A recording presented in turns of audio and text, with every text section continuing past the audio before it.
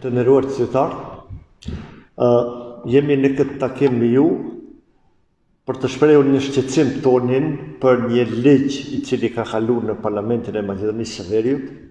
Natyrisht shqetësime të cilët ne i kemi paraqitur edhe në Komisionin për Financa dhe Buxhet edhe në seancën plenare.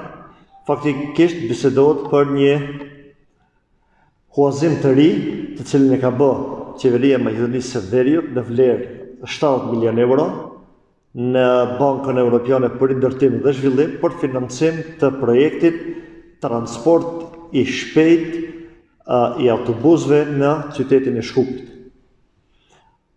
Natyrisht, të gjitha vërejqet i kemi potencuar në debatin parlamentar, po informacionet e tona flasin se edhe në këtë projekt ka një segmentim të qytetarëve, ka një diskriminim të komunave dhe fatkeqësisht mund të konstatohet se mbi bazë etnike. Informacionet e tona flasin që linja e shpejtë e autobusave në trajektore, në trasen lindje-perëndim do të shkon tek lagja vendi ashtu quajtur Porta Vllaje në komunën Gjorgje Petrov. Pra,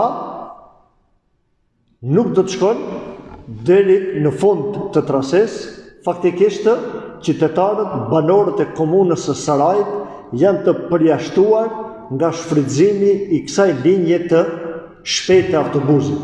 Pra, bisedohet për një distancë edhe për 1 kilometër ku do të përfshiheshin të gjitha qytetarët, faktikisht edhe ato komunë. Pra, mund të konstatojmë se kriteri fatkeqësisht edhe këtu ka qenë etnik. Elementi shqetësues i dyti është se në shpjegimin e ligjit, jo eksplicit, patjetër duhet ta themi, thuhet që linjat do të kalojnë vetëm nëpër bulevarde. Në anën tjetër, trajektoria e dytë, traseja e dytë është Veri-Lindje, që fillon diku në komunën e Butelit dhe pritet të kalon për komunën e Çajirit dhe të mrrin në qendër, pastaj të vazhdojë në jug të Shkupit. Kjo linjë, kjo trase e dytë, thuhet që në mënyrë plotësuese do bëhet studim i fizibilitetit i mundësive të realizimit të kësaj traseje. Fakti që është theksuar në ligj se kjo linjë shpejtë e autobusave do duhet të kalon nëpër bulevare dhe në komuna që përmendëm ne, domethënë veçanërisht në Çajir, Fushtopan, Silagje, Çajirçanja si vend të ndodhje, e dim që nuk ka bulevar.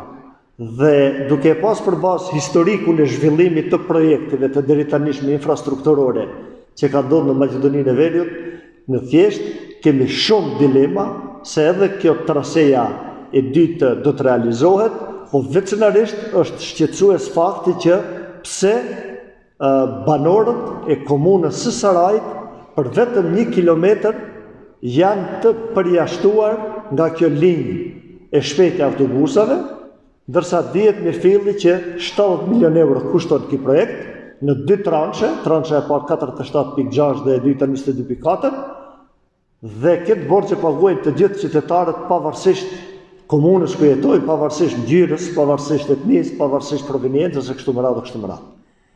Faleminderit.